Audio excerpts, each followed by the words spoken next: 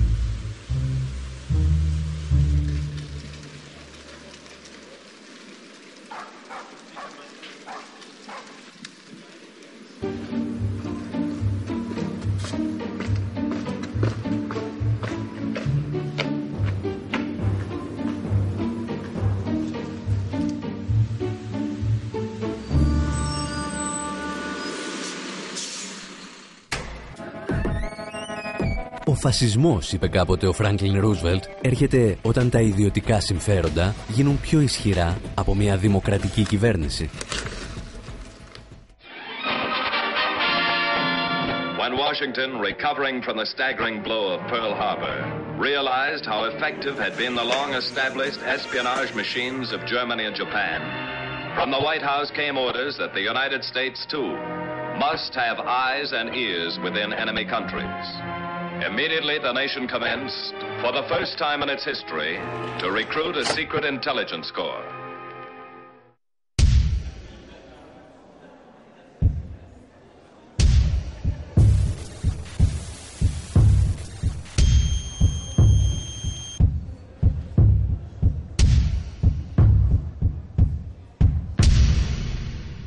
L'OSS, Office of Strategic Services, è stata la prima agenzia di intelligence creata negli Stati Uniti.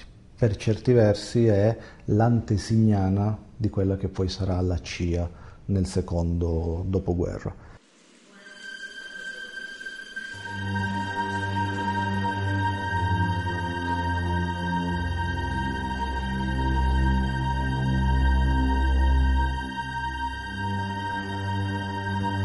Ο ιστορικός Ραφαέλ Λαουντάνι θα περάσει χρόνια μελετώντας τις ιστορίες των Αμερικανών πρακτόρων στο Δεύτερο Παγκόσμιο Πόλεμο.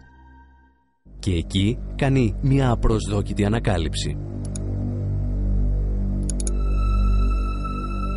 Προκειμένου να κατανοήσουν βαθύτερα το φαινόμενο του φασισμού, οι αμερικανικές μυστικές υπηρεσίες κλείνουν το μάτι και στον Κάρολο Μάρξ. Προσκαλούν στην Ουάσιγκτον 3 μέλη της περίφημης σχολής της Φραγκφούρτης, τον Φραντς Νόιμαν, τον Χέρμπερτ Μαρκούζε και τον Ότο Κιρχάιμερ. Lo spirito della sinistra hegeliana aveva preso, come dire, residenza a Washington.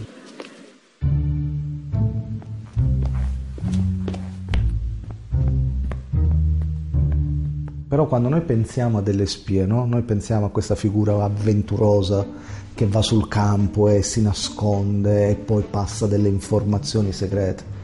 Lì bisogna invece pensare a un contesto molto più simile al contesto accademico.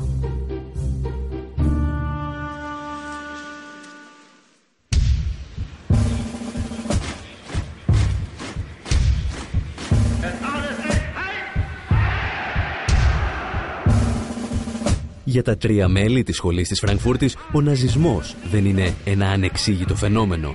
Είναι σάρκα από τη σάρκα του κυρίαρχου οικονομικού συστήματος. il nazismo rappresenta il modo con cui la Germania entra pienamente dentro la modernità, cioè dentro il capitalismo. Όταν η έκβαση του πολέμου έχει πλέον κριθεί και η Ουάσιγκτον ετοιμάζεται να οικοδομήσει την επόμενη ημέρα στην Ευρώπη, το OSS ρωτά τους τρεις αναλυτές πώς θα πρέπει να αντιμετωπίσει αυτούς που χρηματοδότησαν τον ναζισμό.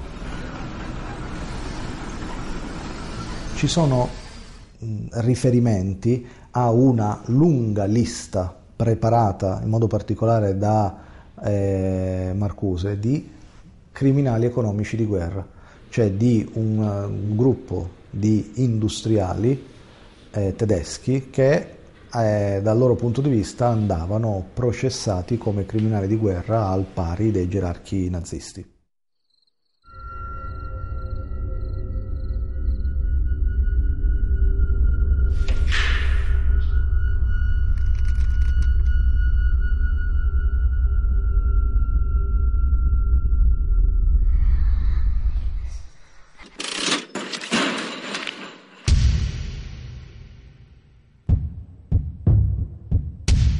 Ladies and gentlemen, you now are in courtroom 600. This is where the Nuremberg trials were held from the 20th of November 1945. Please take a seat on one of the visitors' benches. Η δίκη της Νιρεμβέργης θα μείνει στην ιστορία για την καταδίκη και την εκτέλεση αξιωματούχων του Τρίτου Ράιχ, ανάμεσά τους και ενός δημοσιογράφου και εκδότη που στήριξε την άνοδο του ναζισμού. Οι οικονομικοί εγκληματίες όμως θα καθίσουν στο εδόλιο ένα χρόνο αργότερα, το 1946. Bei den Nachfolgeprozessen wurden die deutschen Eliten angeklagt. Und das umfasste sowohl die Ärzte, die Juristen, die Militärs und insbesondere auch die Industriellen. Das heißt, von den Industriellen gab es beispielsweise den IG Farben-Prozess und den Krupp-Prozess. The indictment accuses these men of major responsibility for visiting upon mankind the most searing and catastrophic war in modern history. Το βασικό πρόβλημα του δικαστηρίου ήταν ότι για να καταδικάσει τους υπαίτιους για την άνοδο του φασισμού θα έπρεπε να καταδικάσει τον ίδιο τον καπιταλισμό. Man hat hier wirklich versucht, Verantwortliche zu finden und nicht so sehr die ganze Wirtschaft, sondern es sind eben die führenden Persönlichkeiten sind angeklagt und hier auch verurteilt worden.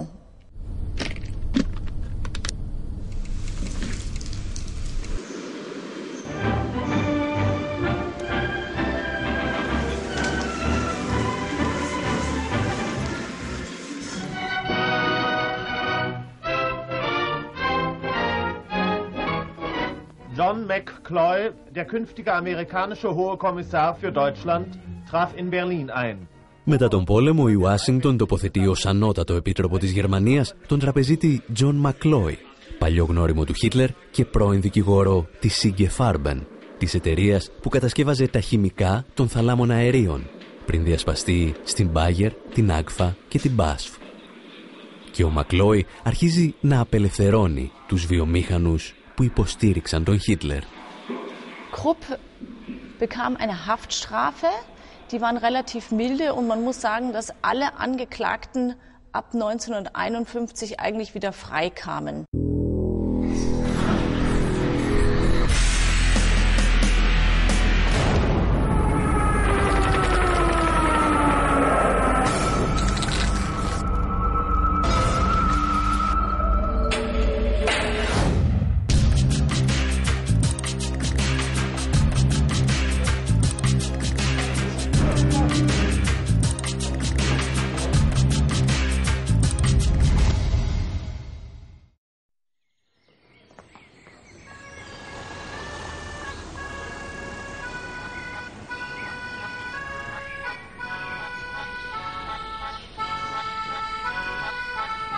Ο φασισμός γεννιέται στις 23 Μαρτίου του 1919 σε αυτό το κτίριο.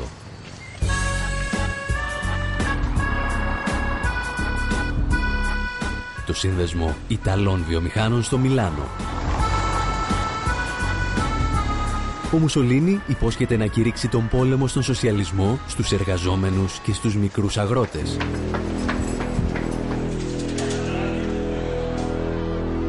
Και μένει πιστός στην υπόσχεσή του.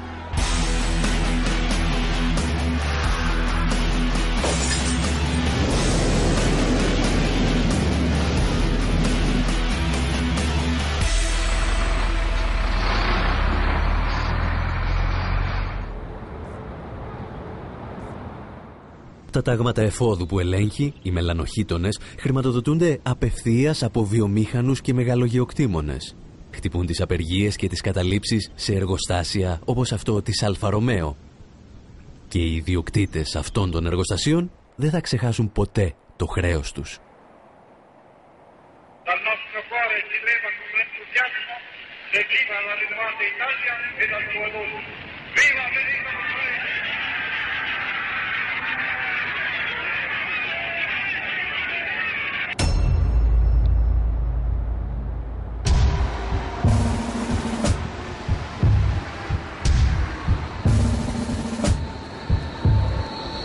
Την ίδια πρακτική θα ακολουθήσουν μερικά χρόνια αργότερα και τα τάγματα εφόδου του Χίτλερ.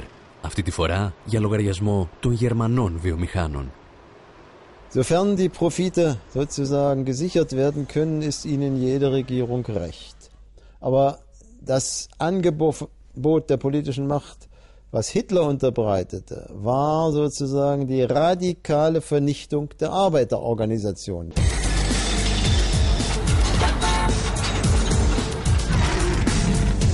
Τα τάγματα εφόδου του Μουσολίνι και του Χίτλερ δολοφονούν συνδικαλιστές, χτυπούν εργάτες και διαλύουν γραφεία εφημερίδων της αριστεράς.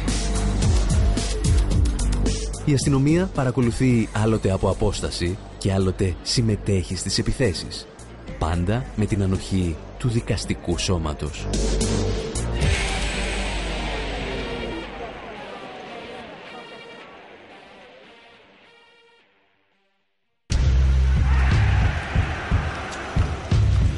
Ο φασισμός και ο ναζισμός προσφέρουν τον παράδεισο που ονειρεύονται οι μεγάλες βιομηχανίες και οι τράπεζες σε συνθήκες δικτατορίας.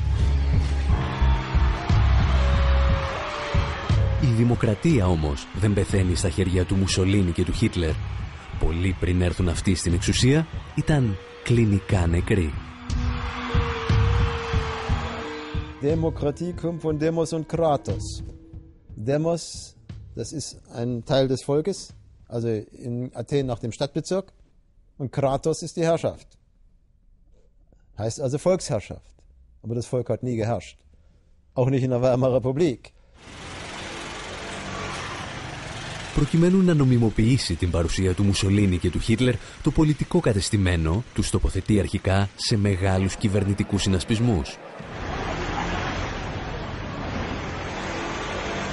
Η αριστερά της εποχής παρουσιάζεται σαν τρομοκρατική οργάνωση που θα φέρει την καταστροφή. Ένας πολύ βολικός μύθος, τον οποίο θα χρησιμοποιήσει ο Χίτλερ για να αναρριχηθεί στην εξουσία. 3 χρόνια πριν από την άνοδό του στην εξουσία, η Γερμανία βρίσκεται σε διαρκή κατάσταση έκτακτης ανάγκης. Der Artikel 48 bot dem Reichspräsidenten die Gelegenheit, durch Notverordnungen seinen Willen durchzusetzen.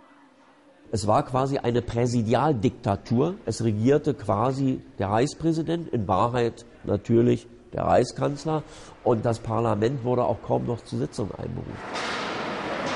Η κατάσταση έκτακτης ανάγκης επιτρέπει το ψαλίδισμα μισθών, συντάξεων και επιδομάτων. Οι απεργίες κρίνονται συχνά παράνομες, ενώ επιβάλλονται περιορισμοί στις συγκεντρώσεις των πολιτών. Το οικονομικό κατεστημένο όμως δεν ικανοποιείται ούτε με αυτά τα μέτρα.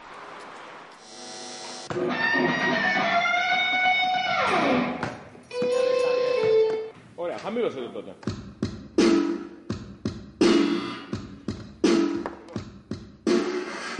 Για βγάλω και έξω λίγο.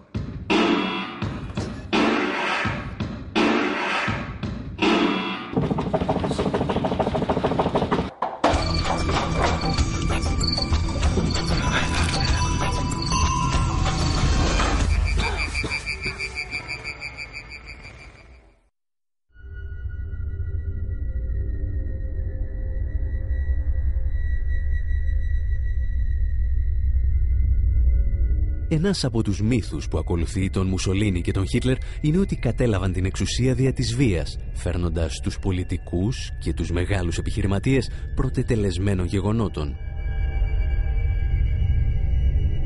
Στην πραγματικότητα, παραβίαζαν απλώς ανοιχτές θύρες.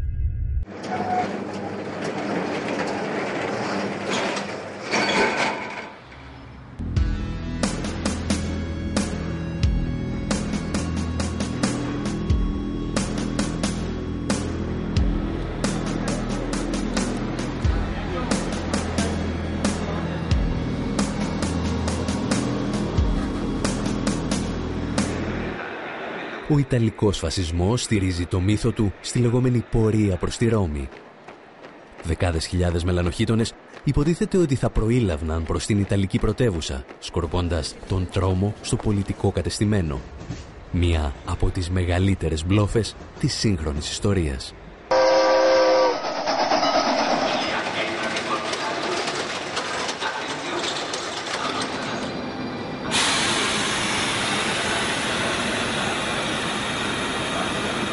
Ο μόνος μελανοχίτονας που φτάνει στην ώρα του στη Ρώμη είναι ο ίδιος ο Μουσολίνι. Αγοράζει ένα εισιτήριο πρώτης θέσης από το Μιλάνο και σε κάθε στάση φωτογραφίζεται με οπαδούς του που υποτίθεται ότι περπατούν μαζί του. Όταν φτάνει στην Ιταλική πρωτεύουσα, ο βασιλιάς Βιτόριο Εμμανουέλε του παραδίδει τα κλειδιά της εξουσίας.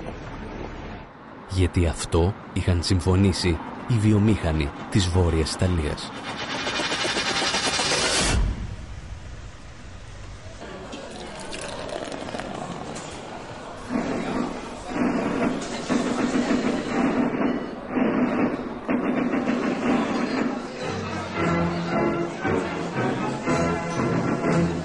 Ο Χίτλερ νομίζει ότι μπορεί να πραγματοποιήσει τη δική του πορεία προς το Βερολίνο το 1923 με το λεγόμενο πραξικόπημα της μπειραρίας στο Μόναχο.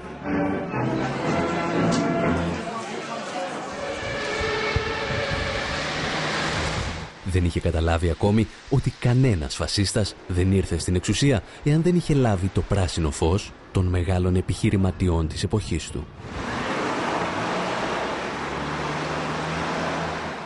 So sehr sich alle bemühten, alle faschistoiden Kräfte, diesen Putsch zu unterstützen und ihm Vorschub zu leisten, sie hatten einfach nicht die entsprechende soziale Basis, sowohl als Massenbasis der eigenen Bewegung, als auch als Unterstützung durch die Großbourgeoisie sah 1923 keine Notwendigkeit, Hitler an die Macht zu schieben. Το πολιτικό και οικονομικό κατεστημένο της Γερμανίας αποδεικνύει ότι μπορεί να τσακίσει τον ναζισμό ανά πάσα στιγμή. Τον κρατά όμως σαν λύση ίστατης ανάγκης.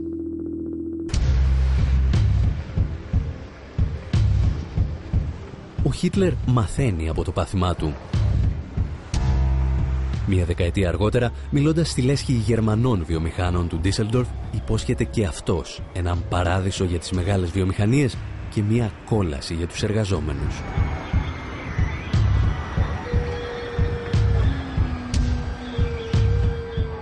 Υπόσχεται επιθαρχημένους εργάτες χωρίς δικαιώματα και συνδικάτα. Υπόσχεται νέες αγορές για τα γερμανικά προϊόντα και παραγγελίες για την πολεμική βιομηχανία. Κυρίως όμως υπόσχεται να θέσει το κράτος στην υπηρεσία του ιδιωτικού κεφαλαίου. Grundsätzlich wird die Regierung die Wahrnehmung der wirtschaftlichen Interessen des deutschen Volkes nicht über den Umweg einer staatlich zu organisierenden Wirtschaftsbürokratie betreiben, sondern durch stärkste Förderung der Privatinitiative und der Anerkennung des Privateigentums. Das heißt, die Konzerne wussten ganz genau, wem sie die Regierung anvertrauen.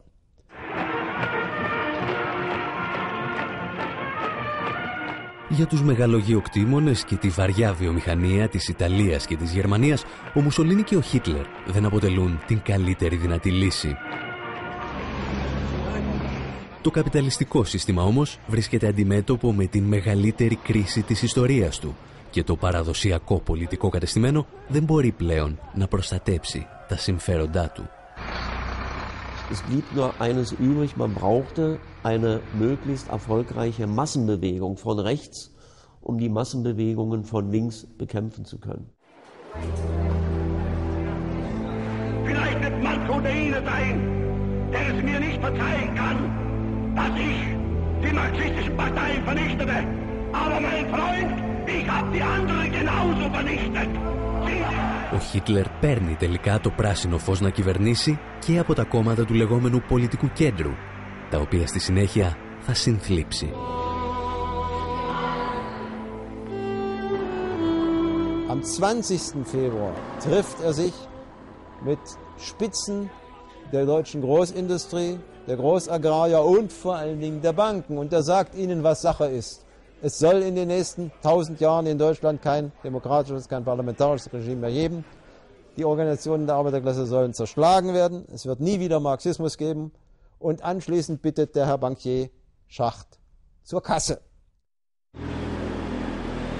Der Vorsitzende des damaligen Reichsverbandes, hieß noch nicht Bundesverband, sondern Reichsverband der deutschen Industrie, das war der Herr Krupp von Bohlen und Halbach, vertrat die Industrie, Herr Schacht vertrat die Banken und sie einigten sich darauf.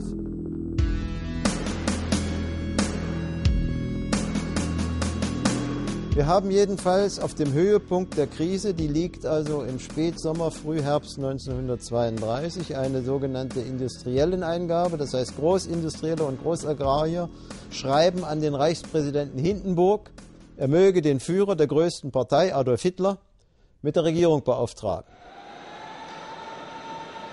Thyssen unterstützte die NSDAP, Hitler und Göring persönlich mit erheblichen Geldbeträgen.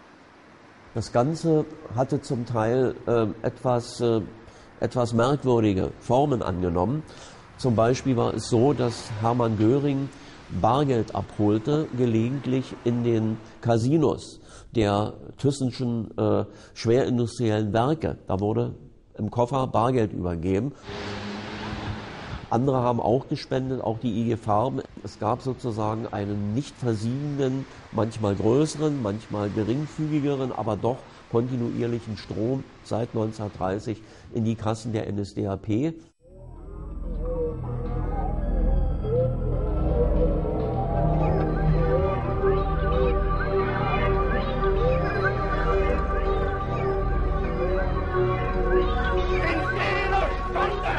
An jedem Tag nur zu denken an Deutschland, an Volk und an Reich, an unsere deutsche Nation. Unser deutsches Volk liegt ein! Liegt ein! Liegt ein!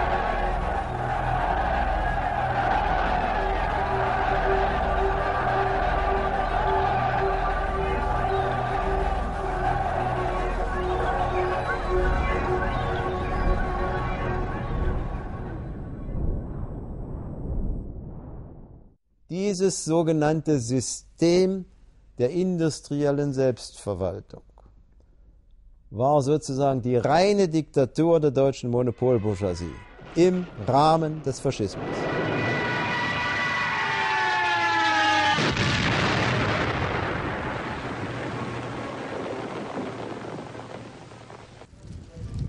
Έκτοτε κάθε ενέργεια του ναζιστικού κράτους εξυπηρετεί συγκεκριμένα οικονομικά και πολιτικά συμφέροντα, ακόμη και οι διώξεις των Εβραίων.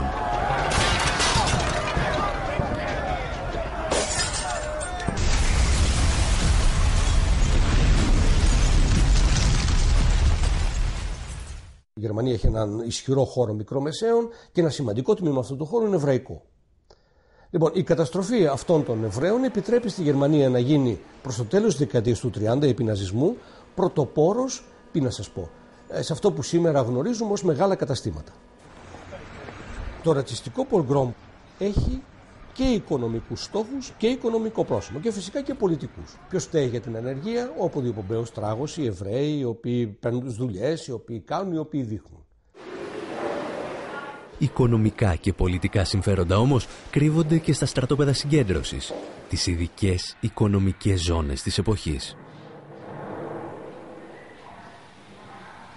Το συγκρότημα στρατοπέδων του Νταχάου, μεταξύ άλλων, γιατί εξυπηρετεί πάρα πολλές βιομηχανίες, στην ουσία προμηθεύει άφθονο, φθηνό εργατικό δυναμικό στα μεγάλα εργοστάσια της BMW, που εκείνο τον καιρό έφτιαχνε κυρίως κινητήρες αεροπλάνων.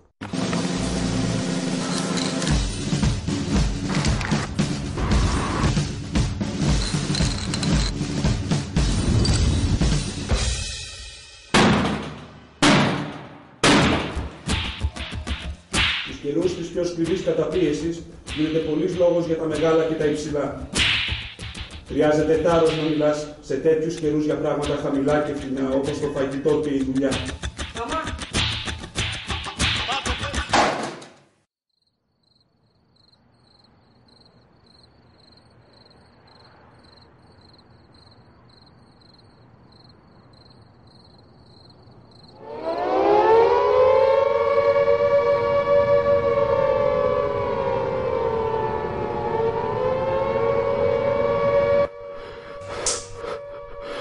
«28 Οκτωβρίου 1940.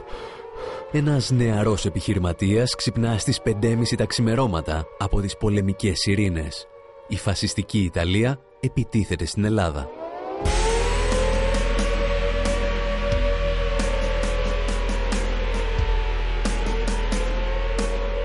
Ο Γιάννης Βουλπιώτης γνωρίζει καλά αυτόν τον ήχο.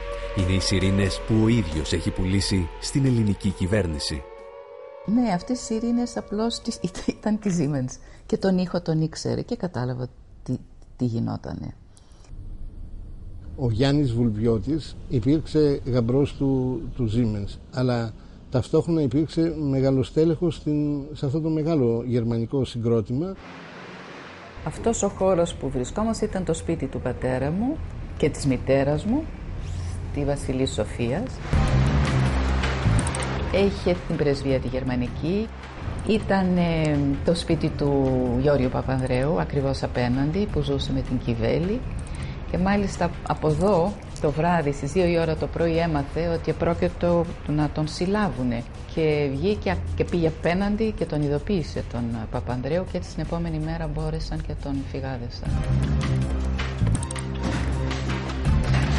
Ο Βουλπιώτης εκπροσωπεί τα συμφέροντα της γερμανικής πολυεθνικής στην Ελλάδα. Ανήκει όμως και σε εκείνη τη μερίδα των επιχειρηματιών που κινούν τα νήματα των πολιτικών εξελίξεων. Ο πατέρας μου είχε δει τον Χίτλερ 2-3 φορές, πάντοτε για επαγγελματικούς λόγους βέβαια, και σε μία από αυτές του το ζήτησε να πάει να βρει τον Μεταξά για να του αποδώσουν ένα από τα μεγαλύτερα βέβαια παράσημα τότε, τον Μεγαλόσταυρο, και όντως πήγε και τον βρήκε και το δέχτηκε.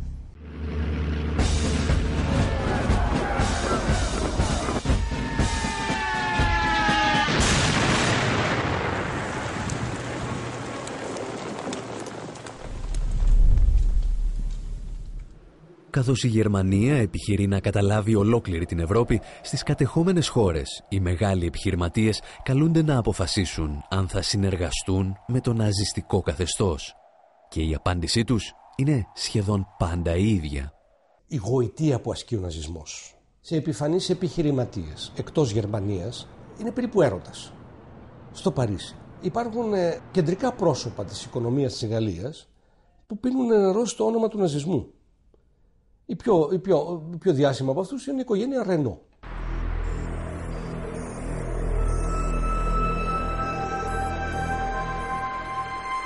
Η Ελλάδα δεν θα αποτελέσει εξαίρεση.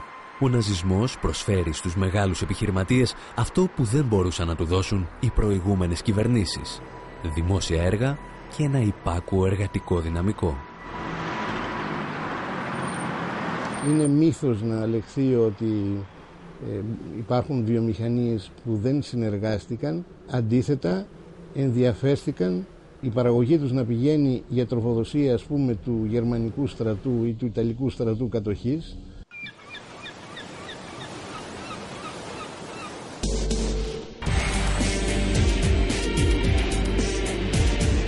Η βάση του συλλογισμού δεν είναι ηθική, δεν είναι τίποτα, είναι συγκεκριμένες σχέσεις παραγωγής που συμβαίνουν μέσα σε αυτή την κατεχόμενη Ευρώπη. Αυτά τα περίφημα στρατόπεδα συγκέντρωσης στην Ελλάδα είναι πηγή δωρεάν εργατικού δυναμικού για τους Έλληνες εμπόρους, βιομηχάνους, εργολάβους, προπαντός εργολάβους, Συγχωρήστε με για την έννοια, αλλά κάτι τέτοιο είναι και η συγκέντρωση κεφαλαίου πάντα βαφτίζεται ανάπτυξη.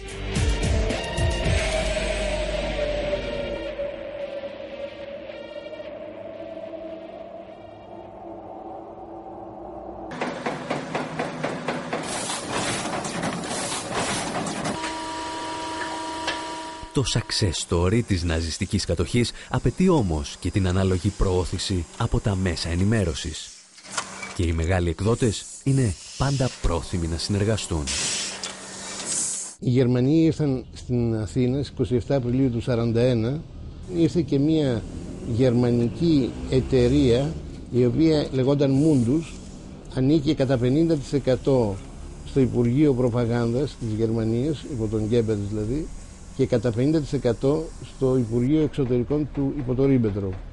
Συγκρότησαν λοιπόν μια εταιρεία μαζί με το συγκρότημα Λαμπράκη, η οποία ανέλαβε όχι μόνο τις εκδόσεις του συγκροτήματος Λαμπράκη που πλέον γινόταν γερμανική εταιρεία, αλλά έκανε και άλλες συμμετοχές, όπως με τα μεγαλύτερα βιβλιοπωλεία της εποχής, τον Ελευθεροδάκη και τον Κάουφμαν.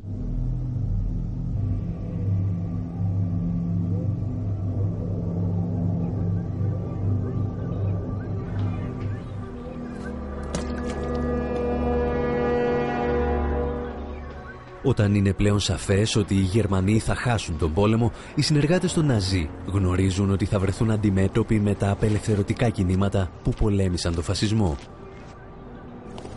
Στην Ελλάδα έχουν απέναντί τους τις αντιστασιακές δυνάμεις του ΕΑΜ και του ΕΛΑΣ, οι οποίες δεν μάχονται πλέον μόνο για την απελευθέρωση, αλλά και για την κοινωνική αλλαγή. Χρειάζονται λοιπόν και πάλι μια φασιστική οργάνωση για να προστατεύσει τα συμφέροντά τους.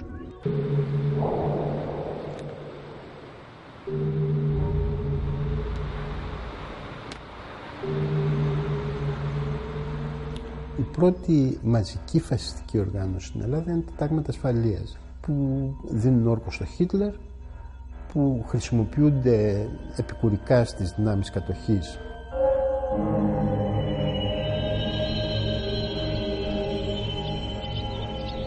Πίσω από αυτά είναι αυτός ο δαιμόνιος Βουλπιώτης, ο οποίος με κάθε τρόπο προσπαθεί να διασφαλίσει την δημιουργία των ταγμάτων, επιτυχάνει δε να πάρει και την έγκριση των Γερμανών που είναι καθοριστικής σημασίας.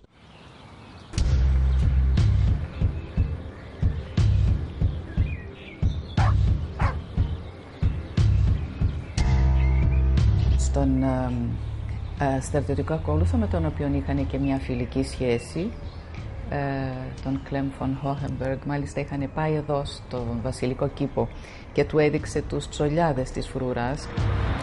Οι Γερμανοί βεβαίως ήταν σύμφωνοι, γιατί κατά κάποιο τρόπο τους διευκόλυνε μια σχετική ησυχία στην Ελλάδα και για την αποχώρησή τους μετά. Ήταν δική του ιδέα μεν, αλλά την υποστήριξαν και 4 πρωθυπουργοί.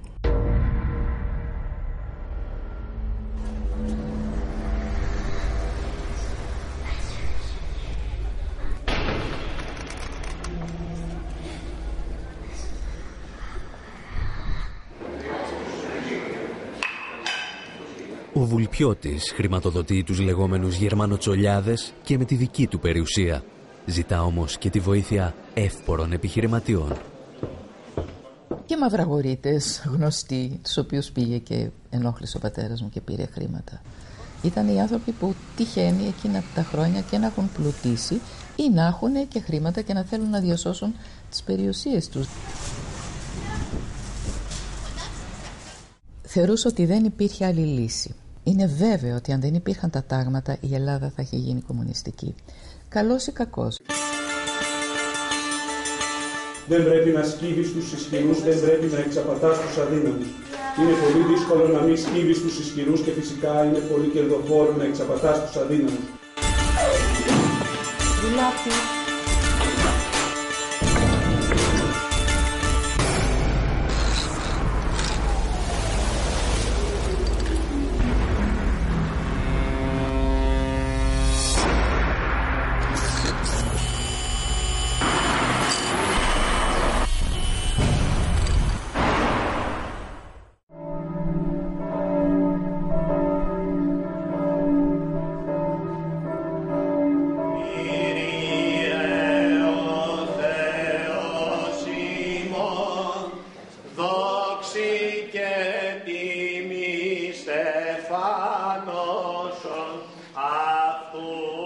1973, στην εκκλησία του Αγίου Δημητρίου στους Αμπελόκηπους, ένα νεαρό φωτομοντέλο, η Ντέλα Ρούνικ, παντρεύεται έναν από τους ισχυρότερους άνδρες της Χούντας, τον διοικητή της ΚΙΠ, Μιχάλη Ρουφογάλη.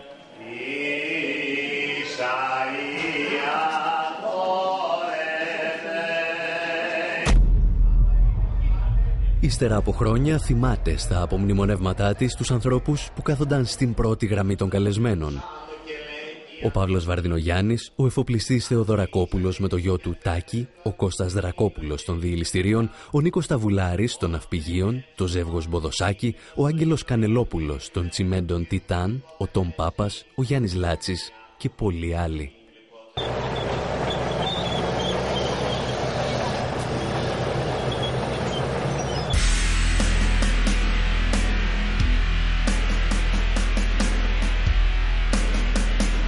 Θα βάλω φωτιά εις του ουδήποτε το κεφάλι κύριε. Αλλά φωτιά στην ελληνική κοινωνία δεν θα επιτρέψω να βάλει κανείς. Και εάν χρειαστεί θα τους συντρέψω.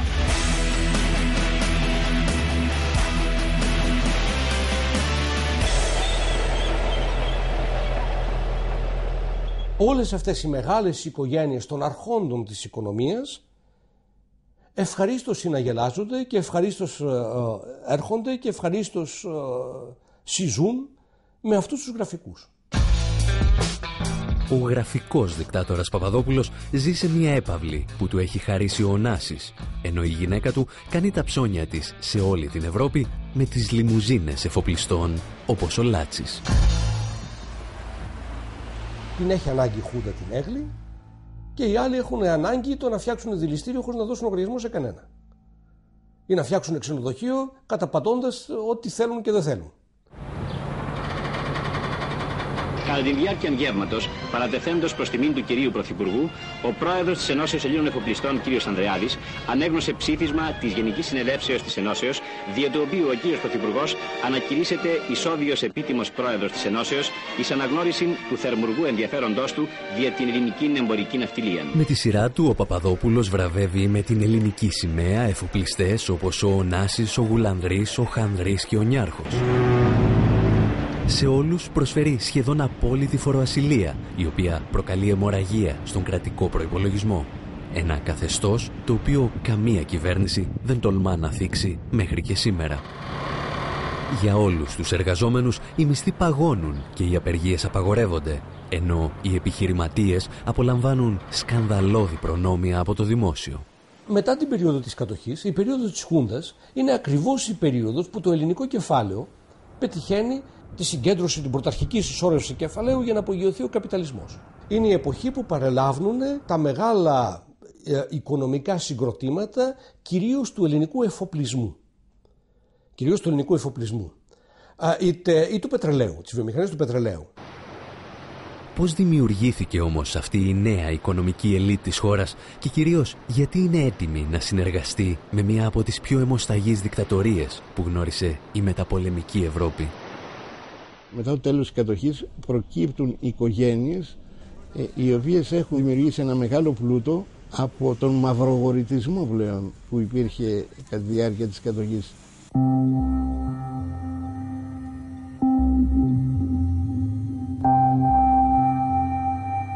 Αυτοί οι οποίοι αποτελούν τον κορμό του πλέγματος εξουσίας στην Ελλάδα από το 40 μέχρι σήμερα είναι ακριβώς εκείνοι που στήθηκαν στη διάρκεια της κατοχής. Η Ελλάδα είναι το μόνο παράδειγμα στην Ευρώπη όπου οι συνεργάτες των Ναζί δεν έχασαν τον πόλεμο. Αντίθετα βρέθηκαν στο κέντρο του καθεστώτος.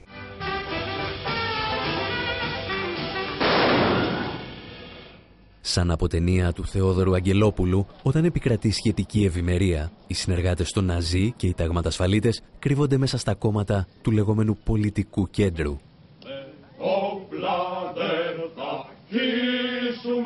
Ούτε μια σταγόνα αίμα ελληνικό, μόνο το άτιμο προδοτικό των ανταρτών και των κομμουνιστών από έναν τίμιον αγωνιστή, ηρωικών στρατιώτην, τον στρατάρχην Παπά.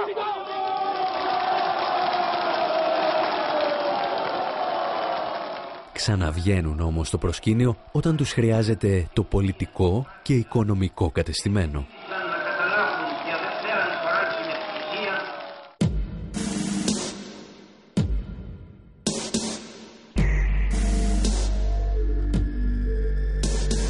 Ενώ στις περισσότερες χώρες της Ευρώπης οι συνεργάτες των Ναζί τιμωρούνται, στην Ελλάδα επιβραβεύονται. Ακόμη και με το αμερικανικό σχέδιο Μάρσαλ. Τα μεγάλα ποσά του σχεδίου Μάρσαλ δοθήκανε σε βιομηχανικές μονάδες, σε βιομήχανους, που όλους τυχαίως, αν θέλετε, μάλλον σύμπτωση θα είναι οι ίδιες επιχειρήσεις που επωφελήθηκαν δραματικά στην κατοχή δουλεύοντας για τον κατακτητή. Παράδειγμα, Λαναράς. Η φαντουργία Λαναρά. Και όταν και αυτά τα χρήματα στερεύουν, οι παλιοί χίτες και οι ταγματασφαλίτες καλούνται και πάλι στην εξουσία. Γι' αυτό και όταν φαίνεται ότι καρκινοβατεί αυτή η υποσχεμένη αλλά ουδέποτε επιτευθύσα μετεμφυλιακή ανάπτυξη της Ελλάδας, έρχεται η Χούντα για να βάλει τάξη στα πράγματα, να επιτρέψει το κεφάλαιο να λειτουργήσει για μερικά χρόνια και να φτιάξει αυτά που έχει ανάγκη. Η Χούντα αποτελεί το δεύτερο μεγάλο γάμο ευκαιρίας των Ελλήνων επιχειρηματιών με τους συνεργάτες των Ναζί και με το μετεμφυλιακό κράτος και παρακράτος. Η ιστορία μας όμως έχει και συνέχεια.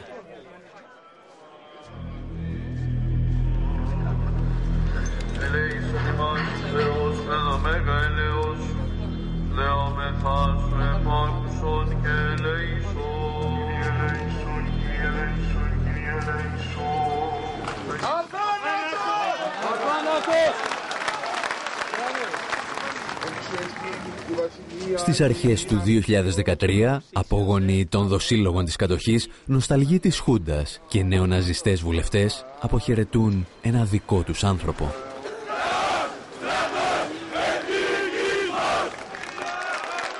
Τον τελευταίο έγκλειστο πραξικοπηματία Νικόλαο Ντερτιλή.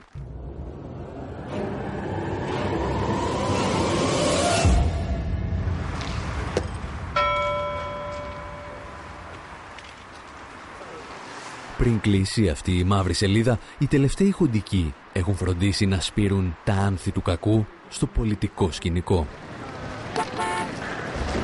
Έλληνες πολίτες, ενταχθείτε εις τας γραμμάς της ΕΠΕΝ με ζήλον, με αποφασιστικότητα και με την εθνική εκείνη έξαρση που πάντοτε προκαλούν στην ψυχή της φυλής μας εκρίσιμοι περιστάσεις. Μέσα από τη φυλακή, ο δικτάτορας Παπαδόπουλος ιδρύει την Εθνική Πολιτική Ένωση και δίνει την ευχή του στο Μάκη Βορίδη και τον Νίκο Μιχαλολιάκο.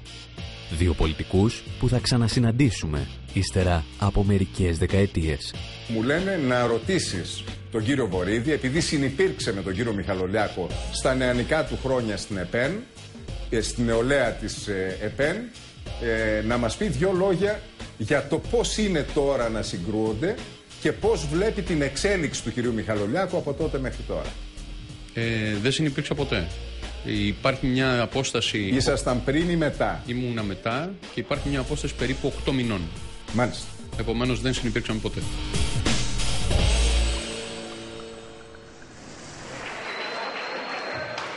...1993 με τη Νέα Δημοκρατία ο δείκτης στις 950 μονάδες. 1999 με το ΠΑΣΟΚ ο δείκτης στις 4.000 μονάδες περίπου. Η φαινομενική ευημερία της δεκαετίας του 80 και του 90 δεν αφήνει περιθώρια στους νοσταλγούς της Χούντας και της κατοχής να παίξουν το ρόλο που ονειρεύονται. Όταν όμως το πάρτι του λεγόμενου εξυγχρονισμού διακόπτεται με κρότο και λυγμό και όταν η κρίση χτυπά και την Ελλάδα, οι συνθήκες αλλάζουν.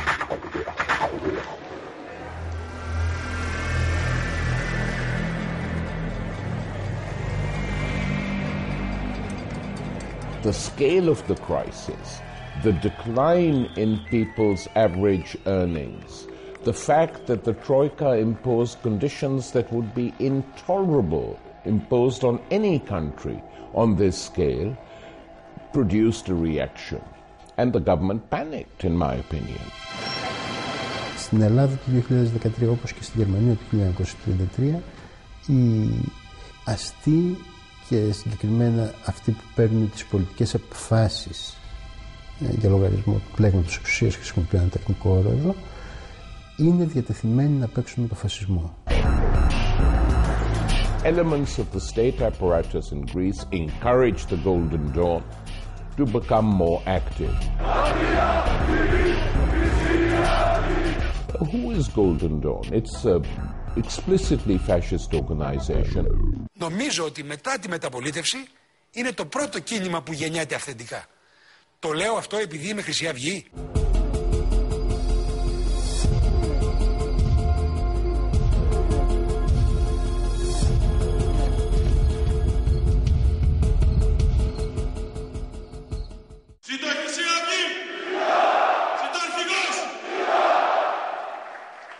Ευλογητός ο Θεός ημών πάντοτε νυν και αεί. 3 δεκαετίες μετά το κάλεσμα του Παπαδόπουλου από τη φυλακή, τα πνευματικά τέκνα του δικτάτορα θα βρεθούν στα έδρανα του Ελληνικού Κοινοβουλίου.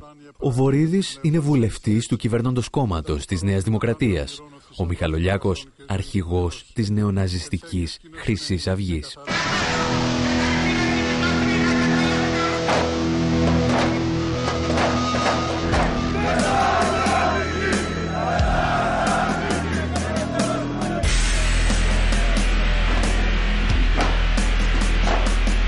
Οι νεοναζιστές παρουσιάζονται σαν αντισυστημικό κόμμα που μάχεται για τους φτωχούς και τους αδικημένους.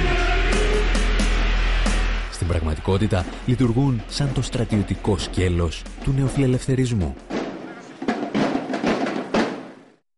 Οι βουλευτές της Χρυσής Αυγής στηρίζουν το ξεπούλημα της δημόσιας περιουσίας μέσω ιδιωτικοποιήσεων. Προς στιγμήν μάλιστα συζητούν ακόμη και την πώληση ελληνικών νησιών. Για την δεύτερη τροπολογία που τροποποιεί τις προϋποθέσεις απόκτησης δικαιωμάτων επιδιωτικών και δημοσίων νήσων και νησίδων, την υπερψηφίζουμε.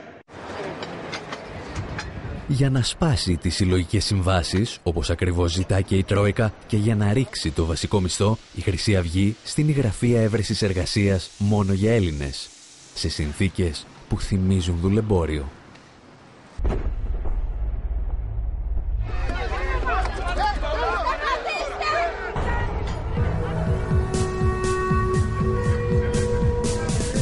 Το κόμμα του Μιχαλολιάκου στηρίζει το κλείσιμο της δημόσιας τηλεόρασης προσφέροντας εκατομμύρια στους μεγάλους καναλάρχες. Βρίσκεται στο πλευρό ξένων πολυεθνικών όπως η Ελντοράντο, που κατηγορείται για καταστροφή του περιβάλλοντος.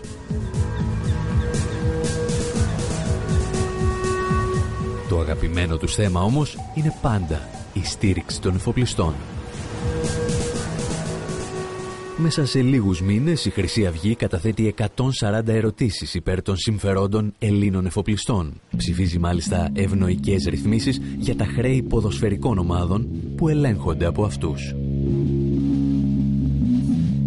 Στο τέλος, τα τάγματα εφόδου της χτυπούν συνδικαλιστές στην ναυπηγοεπισκευαστική ζώνη.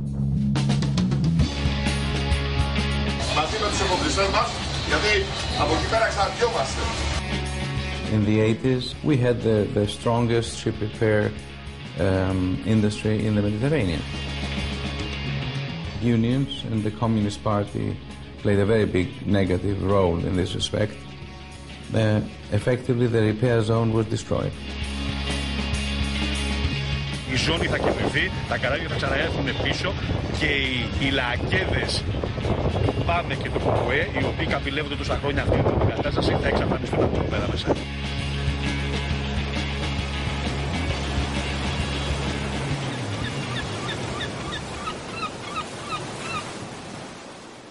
Ο Μιχαλολιάκος και ο Κασιδιάρης στήθηκαν από το κράτος και από τα μίντια, από τους καπιταλιστές δηλαδή, οι οποίοι ελέγχουν και τον κρατικό μηχανισμό και τα μέσα ενημέρωσης.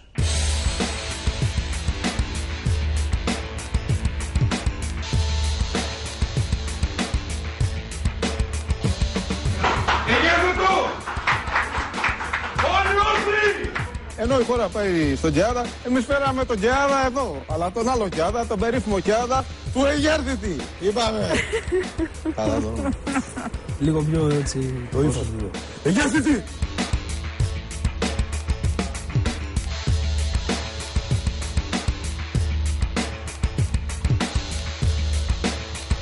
Καλός μαθητής τουλάχιστον. Μπήκαμε την πρώτη στο Μαθηματικό Αθηνών.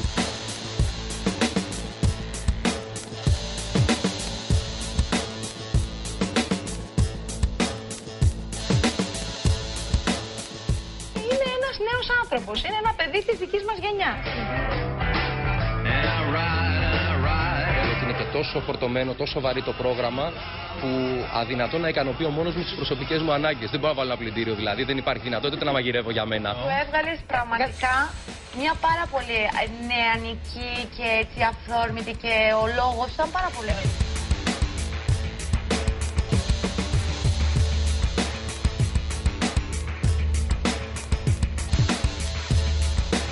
Γιατί όχι μετά όμως μια σοβαρότερη Χρυσή Αυγή να μην τη δεχτούμε να υποστηρίξει, όπως συμβαίνει σε πάρα πολλές ευρωπαϊκές χώρες, όπως συνέβη χτες στην Νορβηγία, να υποστηρίξει μια συντηρητική συμμαχία.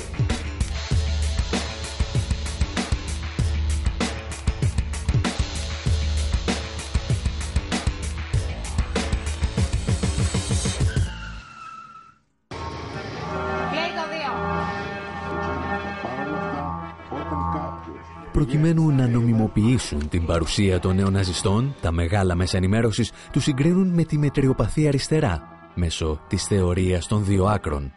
Και στο τέλος ευχαριστούν τους ναζιστές γιατί τους έδειξαν, όπως λένε, το βίαιο πρόσωπο της αριστεράς.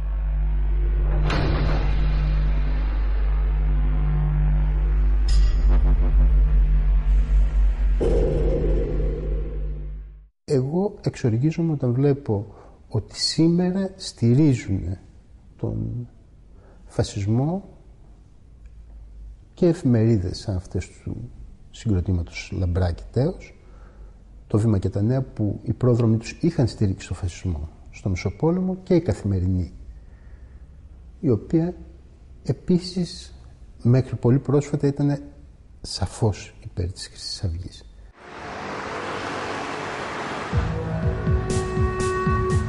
Για άλλη μια φορά, ο φασισμός δεν κάνει την εμφάνισή του σε ένα υγιές πολιτικό σύστημα, αλλά σε μια παροδία δημοκρατίας. Μετά την επιβολή του μνημονίου, οι σημαντικότερες αποφάσεις δεν λαμβάνονται από το Κοινοβούλιο, αλλά με πράξεις νομοθετικού περιεχομένου. Οι διαδηλώσεις απαγορεύονται όταν επισκέπτονται τη χώρα Γερμανοί αξιωματούχοι. Οι μεγαλύτερες απεργίες κρίνονται παράνομες και οι απεργοί επιτάσσονται.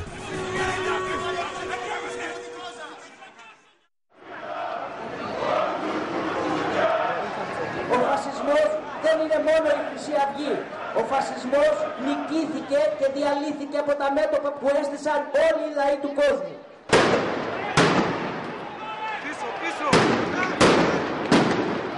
Μετά τη δολοφονία του Παύλου Φίσα και τις τεράστιες κινητοποίησεις, το πολιτικό κατεστημένο αναγκάζεται να βάλει ένα φραγμό στη Χρυσή Αυγή. Η ιστορία όμως έχει δείξει ότι αυτό δεν είναι πάντα εύκολο.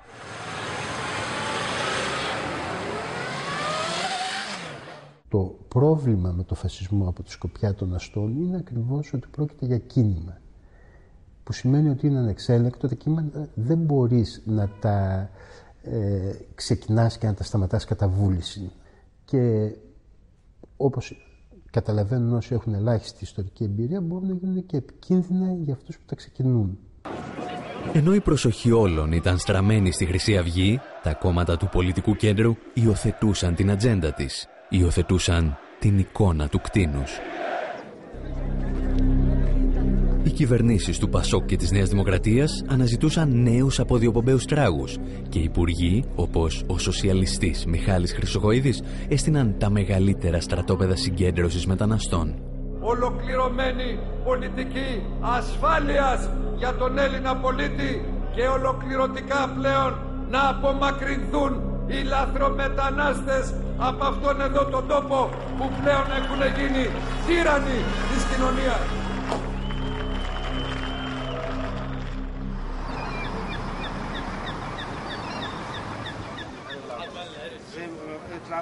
Αυτή η φράση που επαναλαμβάνεται σήμερα, παράνομοι μετανάστες, μα δεν είναι λίγο υπόμνηση ότι υπάρχουν κατηγορίες ανθρώπων που εξορισμού είναι παράνομοι και που κατά συνέπεια μπορεί να τους φυλακίσει, μπορεί να τους απελάσει, μπορεί να τους στερήσει ελευθερία, μπορεί να τους στερήσει το φαΐ, μπορεί να τους στερήσει τη ζωή, μπορεί να τους στερήσει ό,τι θέλεις και δεν τρέχει τίποτα. Σύντομα από τα ίδια στρατόπεδα, εκτός από τους μετανάστες, θα αρχίσουν να περνούν και τοξικομανείς, ενώ επί Υπουργείας Ανδρέα Λοβέρδου, οροθετικοί ασθενείς διαπομπεύονται μπροστά στα κανάλια για λίγες ψήφους πριν από τις εκλογές.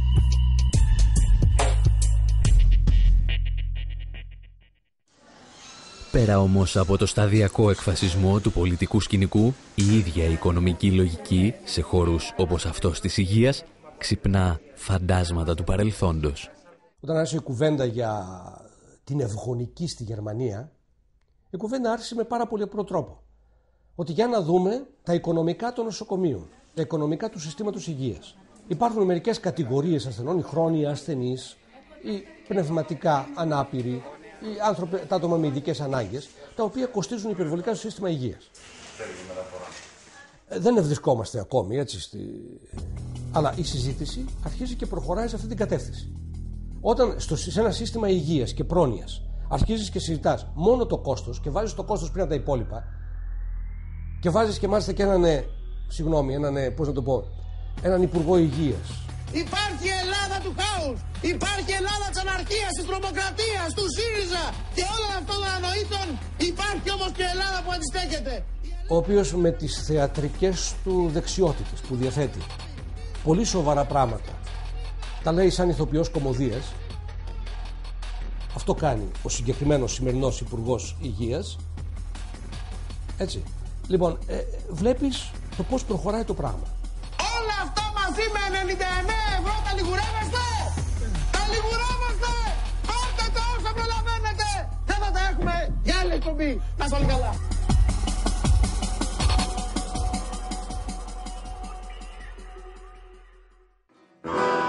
Αυτή είναι καινούρια.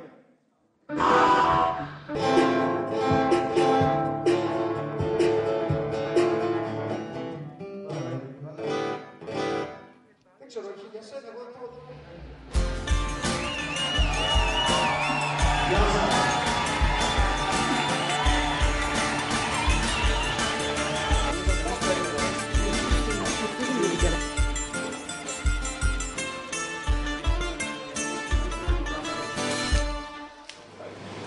Στη σύντομη ιστορία του, ο φασισμός είχε πάντα ένα μυστικό σύμμαχο. Γεννιόταν και αναπτυσσόταν στις ευνοϊκές συνθήκες που δημιουργούσαν γι' αυτόν οι μεγαλύτεροι Ευρωπαίοι ηγέτες. This is Churchill on Mussolini. If I had been an Italian, I am sure that I should have been wholeheartedly with you from the start to finish in your triumphant struggle against the bestial appetites and passions of Leninism. The story of that struggle, he is referring to Hitler's struggle, cannot be read without admiration for the courage, the perseverance, the vital force which enabled him to challenge, defy, conciliate, or overcome all authorities or resistance which barred his path. I have always said that if Great Britain were defeated in war, I hoped we should find a Hitler to lead us back to our rightful position among the nations.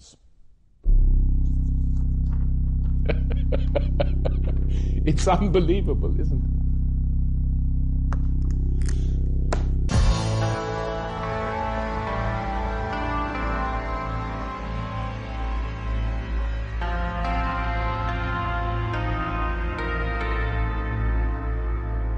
Στην Ελλάδα της οικονομικής κρίσης, η Ευρωπαϊκή Ένωση και οι πιστωτές της θα νομιμοποιήσουν πολιτικά την άκρα δεξιά για να φέρουν στην εξουσία έναν μη εκλεγμένο τραπεζίτη, τον Λουκά Παπαδήμο.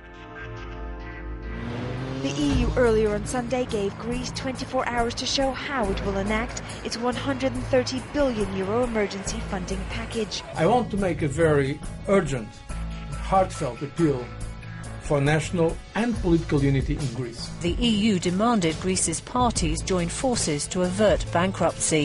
Greece will restore confidence of its European partners by building a coalition government of national unity. We welcome the agreement on a national unity government in Greece. Ναι, η Ελλάδα μπορεί. Μαζί η Ελλάδα και η Ευρώπη μπορούμε.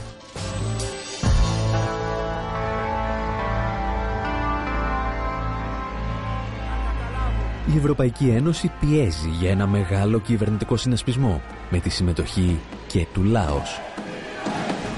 Η Ελλάδα ανήκει στους καθαρούς Έλληνες, στους Έλληνες που αγαπάνε την πατρίδα, που αγαπάνε το έθνος.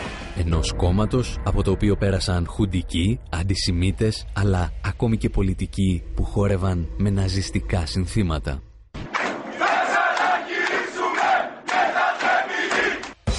Ελάτε στη διανομή της εξουσίας. Ελάτε να πάρετε κι εσείς.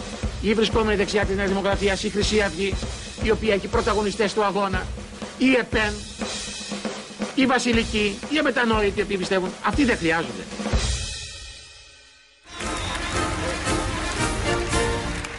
Η Ευρωπαϊκή Ένωση αποδεικνύει ότι μπορεί να ανεχθεί ακόμη και πολιτικούς απογόνους του Μουσολίνι, όπως ο Τζιανφράνκο Φίνι στην Ιταλία.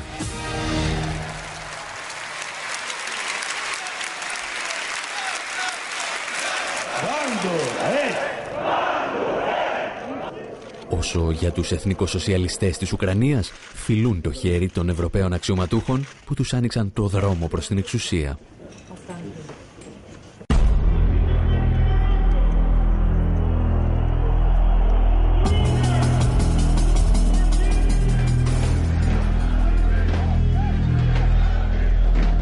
If Golden Dawn was part of a right-wing coalition of parties, a tiny part of it, or kept it going, I think they would accept it. I think one shouldn't underestimate the ruthlessness of the leading elements inside the European Union.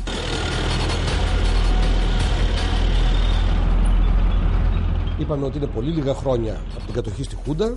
Είναι πολύ λίγα χρόνια από τη νέα Ευρώπη του Χίτλερ στην ενωμένη Ευρώπη του Μάστριχτ. Το σχέδιο δεν είναι το ίδιο, προς Θεού, έτσι. Είναι πολύ μετριοπαθές το σχέδιο της Ευρωπαϊκής Ένωσης με το αντίστοιχο. Αυτή είναι η βασική διαφορά. Αλλά κατά τα άλλα, οι βασικές αρχές είναι με ήπιο τρόπο, οι βασικές κατευθύνσεις με πολύ ήπιο τρόπο είναι οι ίδιες. Απαξίωση του κόστους εργασίας και συγκέντρωση κεφαλαίου.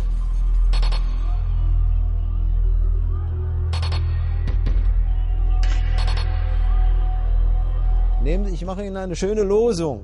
Für das deutsche Großkapital ist die D-Mark oder heute der Euro effektiver als die Wehrmacht.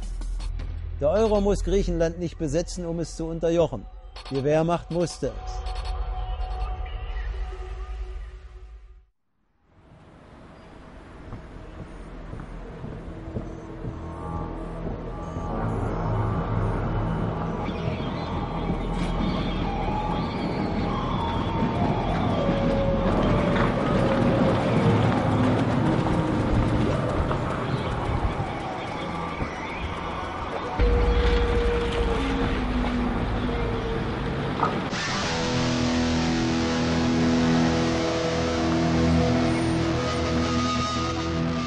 Όσο δυνατά στηρίγματα και αν είχε ο φασισμός, στην ιστορία του έχασε όλες τις μάχες. Το 1936, όταν ακόμη ο Τσόρτσιλ εξυμνούσε τον Μουσολίνι και τον Χίτλερ, ο Βρετανός φασίστας Όσβαλτ Μόσλεϊ θέλησε να πραγματοποιήσει τη δική του πορεία προς το Λονδίνο, με 2.000 μελανοχίτονες. Η αστυνομία ήταν εκεί για να τον προστατεύσει, αλλά βρήκε απέναντί του 100.000 αντιφασίστες διαδηλωτές από διαφορετικά πολιτικά κόμματα, ενώσεις και συνδικάτα. Και από τότε ο φασισμός δεν στέριωσε ποτέ στη Μεγάλη Βρετανία. Πώς λοιπόν να πει κάποιος την αλήθεια για τον φασισμό όταν δεν θέλει να πει τίποτα για τον καπιταλισμό που τον προκαλεί? Αυτοί που παραπονιούνται για τη βαρβαρότητα που αιτία τάχα έχει τη βαρβαρότητα την ίδια, μοιάζουν με ανθρώπους που θέλουν να φάνε το κρέας, να μην δουν όμως τα αίματα. Υψώνουν τη φωνή μόνο όταν οι χασάπιδες δεν πλένουν τα χέρια τους προτού φέρουν το κρέας στο τραπέζι.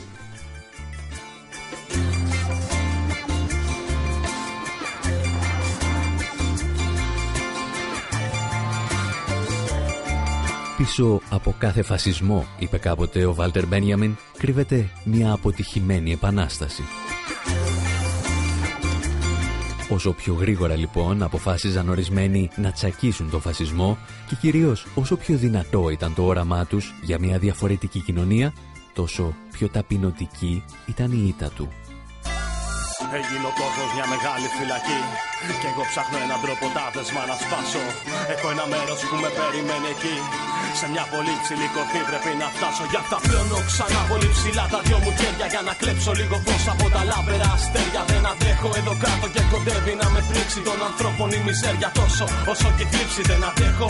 Άλλο κι όλοι αυτοί δεν μου ταιριάξαν. Πήρα τ' άλλο μονοπάτι και όχι αυτό που μου χαράξαν. Ήταν δύσβατο σκληρό και με παγίδες πολλές. Αγάπες, κάρτες και φίλοι, φαρμάκερες οχές. Είχε τέρατα με παράξενες στολές που παράμονευαν πάντοτε κρυφά μες στις σκιές. Μην κοντοσταθείς, απρόκειται να ακολουθήσεις. Τα δόντια σφίξε γερά και μη δακρύσεις. Εγώ το πήγα και το έφτασα στο τέρμα. Και όπως γράφουν στα βιβλία οι παλιοί σοφοί, όταν θα φτάσει ο ήλιος στο τελευταίο γέρμα, θα βάνουνε φωτιά από ψηλά οι αετοί.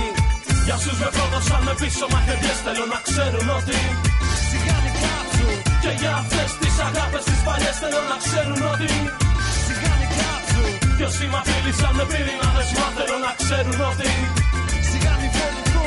Να έρθουνε να με βρουν στην κόρυφη ψηλά τους περιμένω και σιγάνι φοβηθώ.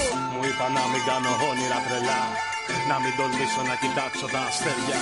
Μα εγώ ποτέ μου δεν τους πήρα σοβαρά. Πήρα τον κόσμο ολοκληρώ στα δυο μου χέρια. Θέλουνε τώρα να μου φτιάξουν μια θωριά που έχει πάνω της το φόβο, την ασχήμια και ένα κλάμα γοερό και μια λυσίδα βαριά. Κουβαλάει την κατάρα των θεών και την βλασφήμια. Δεν θα δακρύσω μάται και θα φοβηθώ. Δεν θα αφήσω να μου κλέψουν τα όνειρά μου ελευθερά ψηλά. Πολύ ψηλά πετώ κι όλοι ζηλεύουν τα περήφανα καδές με τα φτερά μου. Και περιμένω κι άλλα αδέρφια για να δουν σ' αυτή την κορυφή που όλους περιμένει αρκεί. Να μην δακρύσουν και να μην φοβηθούν σ' αυτή την έξυπνη απάτη, την καλωστημένη. Για όσους με πρόδωσαν με πίσω μαχαιριές θέλω να ξέρουν ότι σιγάνι κάψου. Και για αυτές τις αγάπες τις παλιές θέλω να ξέρουν ότι σιγάνι κάψου. Κι όσοι μ' απείλησαν με πύρινα δεσμά θέλω να ξέρουν ότι σιγάνι φοβηθώ. Να έρθουνε να με βρουν στην κορυφή ψηλά τους περιμένω και σιγάνι φοβηθώ. Για όσους με πρόδωσαν με πίσω μαχαιριές θέλω να ξέρουν ότι σιγάνι κάψου. Και για αυτές τις αγάπες τις παλιές θέλω να ξέρουν ότι σιγάνι κάψου. Κι όσοι μ' απείλησαν με πύρινα δεσμά θέλω να ξέρουν ότι σιγάνι φοβηθώ. Να έρθουνε να με βρουν στην κορυφή ψηλά τους περιμένω και